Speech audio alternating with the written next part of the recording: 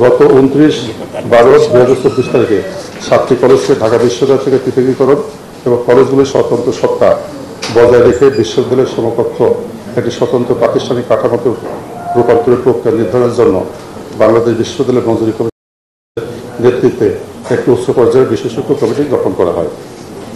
বিশেষজ্ঞ কমিটি গত 16/3/2025 তারিখের সভায় প্রস্তাবিত বিভিন্ন নাম হতে উপস্থিত সদস্যগণের সর্বসম্মতিক্রমে প্রস্তাবিত বিশ্ববিদ্যালয়ের নাম হিসাবে ঢাকা কেন্দ্রীয় বিশ্ববিদ্যালয় নির্বাচন করা হয়।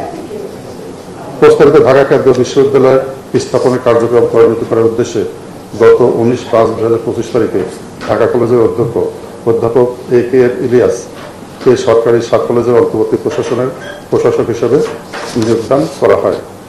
বাংলাদেশ বিশ্ববিদ্যালয় মঞ্জুরি কমিশন এই সুপারিশের পরিপ্রেক্ষিতে সরকারি 7 কলেজে 2024-25 শিক্ষাবর্ষে শিক্ষার্থী ভর্তির কার্যক্রম শুরু করার নিমিত্তে এই বিভাগ হতে 9/7/2025 তারিখে অনুমতি প্রদান করা হয়েছে।